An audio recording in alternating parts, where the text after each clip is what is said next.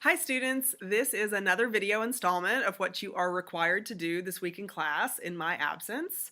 So we are going to continue with our discussion of the 4 theoretical perspectives that are used in sociology. You've already got notes from our face-to-face class on functionalism, which is a macro scale perspective that looks at society as a system of interconnected parts that's stable over the long haul and makes sure that all the needs of the people in society are met. And then we have another macro scale point of view called social conflict theory, or easier, just conflict theory, that looks at the macro scale point of view that says people in power or people in a position of advantage, called the haves, tend to do whatever it takes to keep their grasp on their advantage at the expense of disadvantaged people, or the have-nots. So you have a common phrase, the haves versus the have-nots, that smart people like Tyler Perry use to mean that there's wealth versus poverty in the world when he gives a title to the soap opera that he has on TV. But social conflict theory is a macro scale point of view that looks at the struggle that different categories of people have over the scarce resources that are available in each society. Resources are limited, and therefore if some folks get a hold of all or most of the resources, the rest of us don't have any. And so, some people have an advantage, whereas other people have not the advantage. So you have the haves versus the have-nots. And that is a particular perspective called the conflict theory that looks at that class struggle, or the struggle between two differing groups of people on the macro scale in society. So this lecture is about micro-scale sociology, because we know from the definition of sociology that it is the systematic study of society, but doesn't stop there. It goes to society and human interaction in groups. So this third theoretical perspective on our list, number 3, is called symbolic interactionism. A symbolic interactionist is a person who uses symbolic interactionism to interpret human interaction in groups. Symbolic interactionism essentially is the idea that we can understand reality and the way that people create reality for themselves by examining the way that they use language and symbols in their interaction with each other. So, one thing that's important to know is that the word symbol is really a huge concept. Everything around us is a symbol that can be interpreted by other people. From the clothes that you wear, to the glasses that you pick out, to the accent that you use when you're speaking, to the vocabulary choice that you use. Have you ever noticed that when you move from one situation in your daily life to the next, that maybe your behavior changes a little bit based on what you think other people's expectations of you are going to be in that situation? So symbolic interactionism is a micro-scale perspective that some sociologists who use this point of view study the way people interpret daily life through the symbols that they use to interact with each other. So for instance, does a Honda say something different about the person that drives it than a Mercedes says about that person? Or is there a brand name clothing that you really want or like, or you go into debt or you save up money special for it just because it maybe speaks about your personality more than some non-brand clothing or something like that?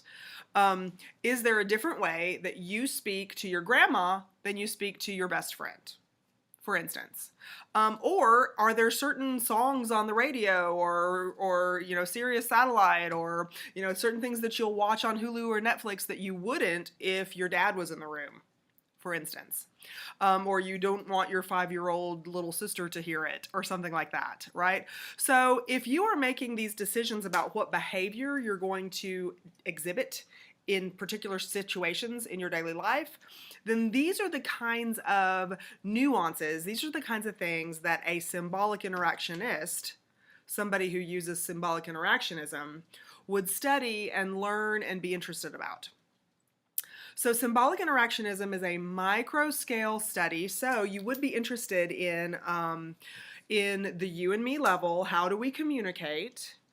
And how do we interpret each other's perception of the situation? Do we feed off of that? Can you interpret what type of relationship we share by the way we touch each other or don't touch each other, get in close proximity to each other or farther away from each other? I can always tell in my face-to-face classes whenever people who are sitting at those double tables that we have in the room, whether people who are sitting in those two chairs beside each other, did they know each other before they arrived in my class, or did they just meet that very day when they sat down at that table? Because if they knew each other ahead of time, they're a little bit closer together. You can notice that maybe their elbows are about to touch if they knew each other. They're a little bit more comfortable with that personal space between each other.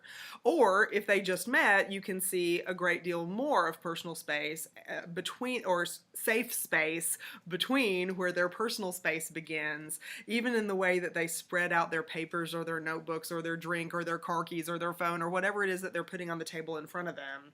You can see a little bit more of a boundary there between them.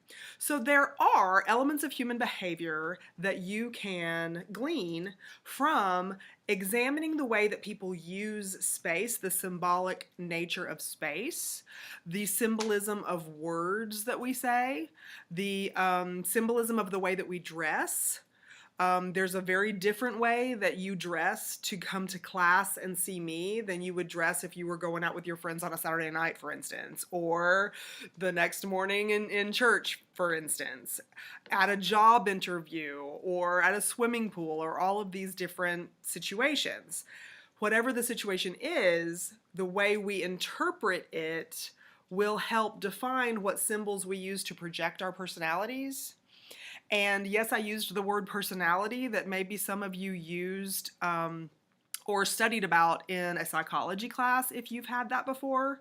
But remember, sociology is about human behavior, but it's about human behavior in a very different way than psychology is. Sociology is about how the social group and the structure of society in general shapes a person's behavior and choices.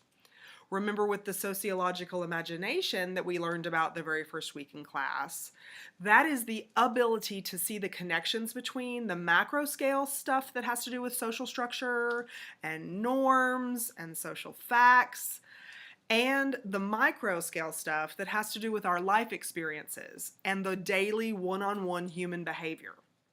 So symbolic interactionism is a very useful theoretical perspective or point of view that exists in sociology because it is all well and good to understand macro scale social structure, macro scale trends across the board, but that overlooks individuality and individualism. And it also overlooks the way bonds are formed in a society. Human beings are animals. We are a kind of animal, and we are a very social animal. We operate in groups best. And the structure of that group and the way that we interpret the symbols that are used in those groups to communicate, those things are important for interpreting all sorts of trends that might exist on larger scale society. So for instance, in class on the first day, I told you, my name is Mrs. Terrell, and you can call me Mrs. T. So you're not going to call me by my first name. I have a first name, but you are not welcome to call me by my first name. You're my student. And some of my students later on stay in touch with me, and years later, they're calling me by my first name and me them. But you and I right now are student teacher. And so in order to maintain that hierarchy is a word that means like we're in unequal positions. I have asked you to call me Mrs. Terrell, or less formally, you can call me Mrs. T, that's fine. But the Mrs. thing is going to be there, and the last name is going to be there because that symbolizes the formal type interaction that's required of the you and me relationship in our one-on-one or small group to one classroom experience. So we have a lot of friendliness in our classroom and in the way we discuss topics that we're going to study this semester. But in order to make sure that we all realize and we stay on the playing field that we need to stay on, my name is Mrs. T, which is different. It kind of communicates a different level. We can be friendly as far as our professional way we communicate with each other, but that symbol of the Mrs. and the last name gives you a definition kind of the situation, gives other people who might never have met you or me before, if they hear us in the hallway and you say, Miss T, blah, blah, blah, whatever you're going to say to me, they will know the difference, that there's a difference. You're the student, I'm the teacher, for instance. Okay, so, even just the names that we call each other, babies, when we are born, we don't know language or anything about our names, for instance. When we're born, we have to learn all that. And it's really, really quick when a baby picks up the fact, what is my name and what does it mean when somebody says my name? I have a little god baby and her name is Christina. And whenever I want to be sweet and loving and just cuddle with her, I'm just like, come here, Christina, let me hold you. And when she does something bad, I say, Christina, and she just looks at me. So anyway, she can tell, right? She can tell from that tone of voice that I use. She has just interpreted the situation. The tone of voice here is a symbol of what my words mean. And the word I'm talking about is her name, Christina. So, you can tell if you're thinking right now, yeah, I remember when my mother used both my names or something, or used a tone of voice where you absolutely knew she's not happy with me right now, right? You're interpreting a situation, and the whole rest of your interaction while that situation is happening in the here and now, the entire duration of your interaction for that time period is going to be set by that interpretation of the situation. They're unhappy with me or they're happy with me. Do you react from the way you have interpreted that situation? Does your behavior change from one situation to the next by the way you interpret your surroundings and what's going on? And you don't even have to have words involved. You can just have a social setting that you are or are not familiar with. So how do we interpret our surroundings? How do we interpret words? How do we interpret gestures? Paralanguage, which is a vocabulary word from your textbook. It includes things like the tone of voice that I'm talking about. There's a big difference in saying shut up and saying shut up. Huge difference. Complete opposite end of the spectrum from a dictionary definition of those two things. If you could put tone of voice dictionary definitions in the dictionary, maybe they exist, I don't know. But anyway, symbolic interactionism looks at our behavior in social groups and how we feed off, how our personalities develop based on how we feed off of other people. That's a very different way of studying personality development than a psychologist does. Psychology looks at personality development from like within the person and the brainwaves and all this different kinds of stuff. In sociology, we look at personality and selfhood based on how do we interpret a situation? How are we interpreting the symbols around us? How are we using symbols in our interaction? And how do we change our perception of a situation when we move from one scene to the next in our daily lives? So that, in a nutshell, is symbolic interactionism. You can use functionalism and the idea that society is a stable organism type thing with systems that are interconnected, that just persists through time and over generations, pretty much the same way, with only minor changes over the long haul, slow, gradual changes just to keep up with generation gaps. That's functionalism. You can use that idea to interpret a situation. Do husbands and wives, for instance, behave differently with each other now than they did 100 years ago? There might be some macro level social trends that you would need to know about in order to fully understand how husband and wife interaction is very different now than it was 100 years ago. Like, for instance, females can own property now and can vote and can work and be independent and etc. Like, there's lots of social changes that happened gradually over time that will affect the differing ways that spouses communicate today than spouses communicated in 1919 instead of 2019. So you do have to understand like long trends, across the board, in order to interpret some situations on the micro scale. And you can use conflict theory instead. You can use those kinds of ideas about inequality and still look at husbands and wives. For instance, is the workload that has to happen within the household, within the dwelling. There's a lot of work that has to go on in order to maintain a household, shopping and cleaning and laundry and bill paying and all these kinds of things, taking out the trash. All of these different kinds of things that have to happen. Is the workload even in a family? How does that differ over time? Does that come from some kind of macro scale social fact or pattern that has existed over time? And how do we use that knowledge of a macro scale thing to interpret the micro scale interaction that we're interested in, if we are a symbolic interactionist?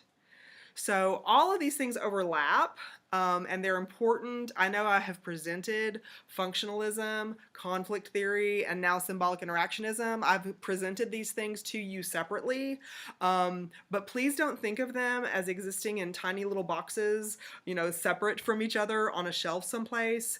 They overlap to a large extent, and macro sociology and micro sociology are connected.